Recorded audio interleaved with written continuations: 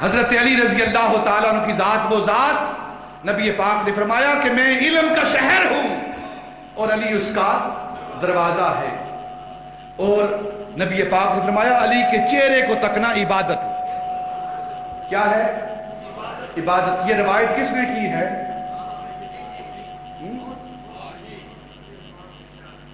یہ روایت سیدنا ابو بکر سے ہے۔ سوچو یار بات میں کیا کہہ رہا ہوں۔ کہتے جی ابو بکر عمر علی میں لڑائی تھی، جن میں لڑائی ہوتی ہے وہ یہ باتیں کرتا ہے کہ اس کے چہرے کو تکنا عبادت ہے، یہ بات ہوتی ہے۔ آپ اپنے دشمن کے بارے میں یہ بات کہتے ہیں؟ ابو بکر کہہ رہے ہیں کہ علی کے چہرے کو تکنا عبادت ہے۔ کون کہہ رہا ہے؟ سیدنا صدیق اکبر۔ اور عمل کر کے دکھایا، عمل کر کے دکھایا۔ سیدہ عائشہ صدیقہ رضی اللہ تعالیٰ عنہا، آپ ایک دن بیٹھی ہیں، علی بیٹھے ہیں، ابو بکر بیٹھے ہیں، تو سیدنا ابو بکر ٹکٹکی باندھ کر حضرت علی کے چہرے کو دیکھ رہے ہیں۔ جب علی اٹھ کر چلے گئے تو بیٹی اپنے باپ سے پوچھتی ہے، ابا جان میں دیکھ رہی تھی، آج عجیب بات دیکھی ہے، آپ علی کے چہرے کو ٹکٹکی باندھ کر دیکھ رہے تھے، نظریں جما کر دیکھ رہے تھے، اس کا سبب کیا ہے؟ تو سیدنا ابو بکر فرماتے ہیں بیٹی تجھے پتا نہیں، تمہیں یاد نہیں میرے آقا مولا نے کیا فرمایا ہے؟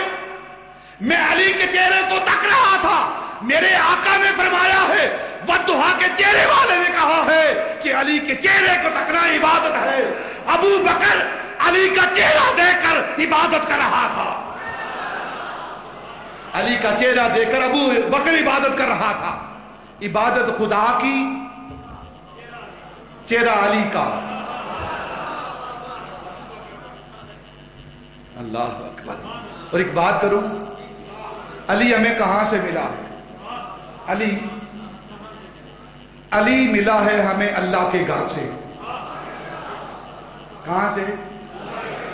علی ہمیں کہاں سے ملا ہے؟ اللہ کے گھر سے۔ اور اللہ کہاں سے ملا ہے؟ علی کے گھر سے۔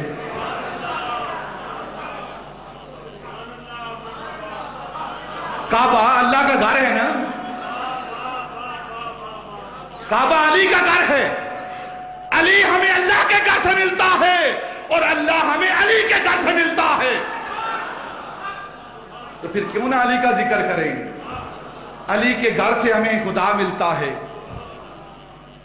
بکعبہ ولادت بمسجد شہادت۔ علی کی پیدائش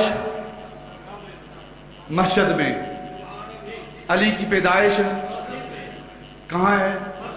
کعبہ میں پیدا ہوئے ہیں نا، علی کعبے میں پیدا ہوئے۔ بکعبہ ولادت۔ اور شہید کہاں ہوئے ہیں؟ بولو نا یار، مسجد میں۔ پیدا بھی مسجد میں، شہید بھی مسجد میں۔ مطلب کیا اس بات کا؟ کہ وہ تو ہر وقت مسجد میں رہتے ہیں۔ ان کا تعلق تو مسجد سے ہے، اور جو مسجد میں آتے ہی نہیں اور اپنا علیحدہ کعبہ بنایا ہوا ہے کسی نے،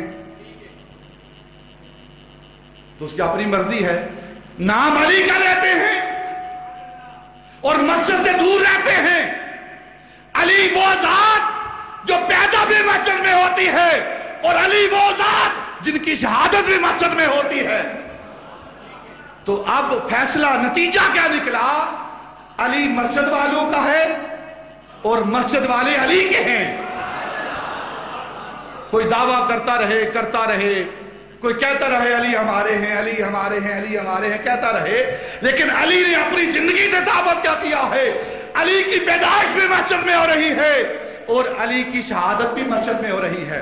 اور کیسی شہادت ہے اور کتنا تعلق ہے مسجد کے ساتھ، اور مسجد والوں کے ساتھ کیسا تعلق ہے؟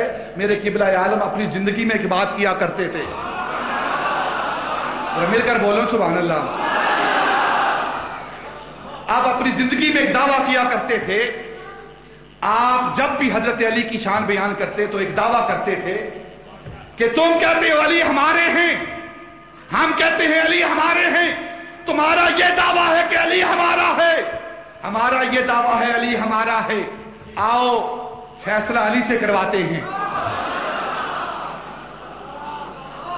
فیصلہ علی سے کرواتے ہیں۔ آپ فرماتے تھے کہ ایک طرف سٹیج تم لگاؤ، ایک طرف سٹیج ہم لگاتے ہیں، ایک طرف ذکر علی تم کرو، ایک طرف ذکر علی ہم کرتے ہیں، ایک طرف علی کا ذکر کر کے علی کو تم بلاؤ، ایک طرف علی کا ذکر کر کے علی کو ہم بلاتے ہیں۔ جس کے سٹیج پر علی کی سواری آ جائے وہ علی کا ہے، علی اس کا ہے۔